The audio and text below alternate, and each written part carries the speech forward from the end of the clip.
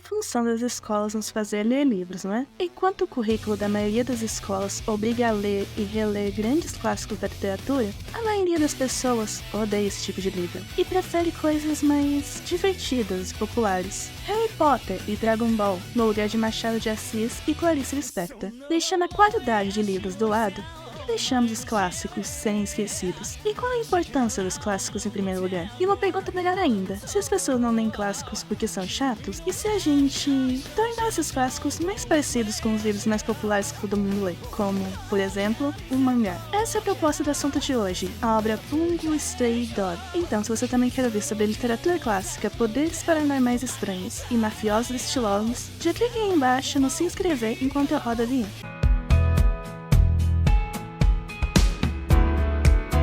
E aí, tudo bem? Eu sou a Moça Nerd e seja bem-vinda a mais um vídeo. Bungo Stray Dogs é um mangá seinen, escrito por Kafka Azagi e ilustrado por Hayakawa Sango, que estreou em 2012 e ainda lança capítulos inéditos até hoje, além de uma pinca de spin-offs. Sério, tem 8 light novels, um anime de 5 temporadas, 2 filmes e um jogo de celular. Mas tudo começa aqui, no mangá. O mangá é escrito por um cara que usa o pseudônimo de Kafka Azagi. E se você reconheceu a referência desse nome, você já percebeu que essa obra é criada por um completo nerd da literatura. E isso mostra muito uma história, porque nesse mangá todos os personagens têm nomes de escritores famosos e todos eles têm poderes mágicos baseados nos livros mais famosos escritos por esses escritores. Os personagens principais são baseados nos escritores japoneses, claro, como Osamu Dazai, Akutagawa e por aí vai. Mas também existem personagens estrangeiros que você pode muito bem conhecer, como um personagem chamado Edgar Allan Poe, que tem um poder chamado o Gato Preto na Rua Morgue, ou a personagem Margaret Mitchell, que tem o poder chamado E o Vento Levou.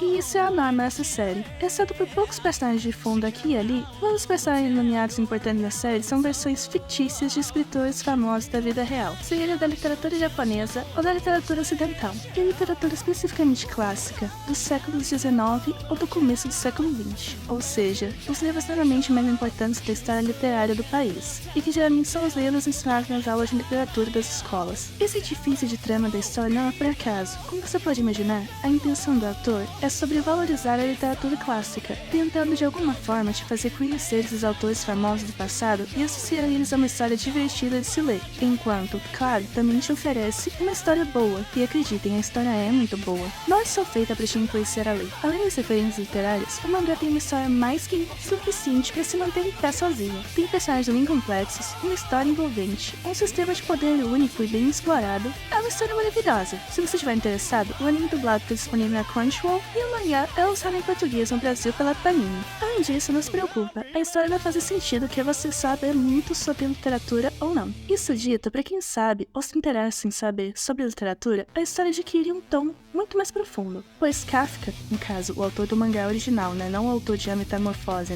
Esse Kafka pretende escrever uma história que influenciasse as pessoas de hoje a lerem livros clássicos, por meio de uma história divertida em se ler, que faz você querer saber mais sobre o que inspirou esses personagens, o que impactou tanto o autor que o fez criar essa história doida e maravilhosa. Mas você aí do outro lado da tela que não gosta de ler, pode estar se perguntando agora: por que eu deveria me importar com a literatura clássica e por que é importante que eles não sejam esquecidos? Na verdade, existem muitos motivos para se ler os livros clássicos. Não se trata apenas de alguma espécie de status intelectual ou algo assim, tipo, leia essa coisa porque você vai ser sábio e culto e vai parecer elegante, blá blá blá. Muitos autores através dos tempos já dissertaram sobre esse assunto. O pensador e escritor italiano Italo Calvino escreveu o livro Por que ler os clássicos? Onde ele diz que os livros clássicos mostram a cultura de um povo e de um país em um determinado ponto da história. Um ponto da história que, vale lembrar, é um antecedente da história de hoje, já que a história é uma ciência de causa e consequência. Então você lê sobre o passado para entender como ele causou o presente. Ao ler os clássicos, você pode entrar em contato, nem que seja só um pouco, com a história de outro tempo ou de outro país. Esse sentimento, que é o mais próximo que existe de uma máquina do tempo na vida real, são essas histórias que nos conectam com o passado e mantêm viva as formas de arte do passado,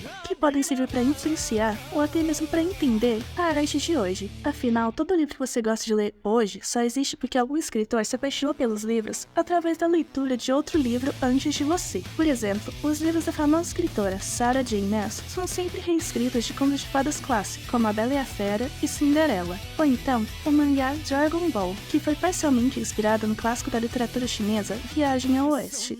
e por aí vai. Outro motivo importante para se ler os clássicos é a natureza temporal deles. Um bom livro é um livro que tem um tema temporal, ou seja, livros que lidam com temas universais, que sempre são relevantes na história. Temas que todos enfrentam na vida e conseguem se identificar, como amor, vida e morte, bem e mal, o sentido da vida, ambição, medos e esperanças, etc. Esse é um pensamento compartilhado por Harold Bloom, um filósofo contemporâneo, que dizia que a leitura dos clássicos é um ato de resistência contra as tendências efêmeras da cultura contemporânea. 小説を書くことは人間を書くことだ。どう生きてどう死ぬべきかということをな。 Como Nietzsche disse em H e Ciência, a literatura tem a capacidade de oferecer um profundo senso de conexão com a experiência humana universal. A literatura, como forma de arte, é sobre falar de experiências humanas, experiências talvez como a sua, talvez desconhecidas, mas experiências, seja no Brasil ou no mundo. É ler sobre pessoas que já passaram pelo que você passou. Sobre a arte específica do Brasil, eu encontrei uma citação muito interessante de um professor de teoria literária brasileira. Os clássicos da literatura brasileira são relevantes do século XXI, porque eles falam do homem e do Brasil de todos os tempos, com seus problemas, as suas angústias e as suas alegrias, que, na sua essência, são os mesmos em todos os tempos. Daniel Garcia Rodrigues. E isso é bem verdade para quem conhece a literatura clássica brasileira. Por exemplo, Siriana Ramos, em Vidas Secas, conta a história sobre uma família de retirantes nordestinos que migram para São Paulo por causa da fome, enfrentando preconceitos, exploração e pobreza a cada passo do caminho. Essa história foi escrita há mais de 80 anos, mas ainda permanece relevante até hoje. Ou, explorando ainda mais a obra popular, digamos assim, por que não pegamos, por exemplo, a clássica peça de teatro de Eliano Suassuna, O Alto da Compadecida, mais conhecida pelo famoso filme dos anos 90, que todo brasileiro já viu pelo menos uma vez na vida. Uma obra regional, certamente, mas que explora muitos conceitos universais, como a pobreza, a moralidade, a hipocrisia religiosa, a traição e a morte. E esses são apenas algumas poucas partes da literatura mundial que afirmam sobre a importância de defender a literatura. Claro que esses são os mesmos bons motivos para alguém escolher livros clássicos, mas isso talvez ainda não te convença a ler, porque você pode não se importar com nada disso. Você só não quer ler nada chato, né? Em primeiro lugar, eu acharia você bem preguiçoso por achar isso, né? Mas tudo bem, eu entendo que é meio difícil ler algumas coisas. Mas é que eu acho que entra o papel de obras como Bungo e Stray Dogs, que tentam atrair a atenção para essas obras na forma da adaptação. Existem algumas pessoas que acham esse tópico meio polêmico, né? Que você conhecer as histórias por meio das adaptações pode fazer as pessoas menos interessadas nos livros originais, porque ela pode pensar que só assistir a versão em filme conta por ser especialista na obra. Eu odeio esse tipo de gente, aliás, você é insuportável. Não é porque você assistiu o filme ou a série que você de repente é especialista em tudo.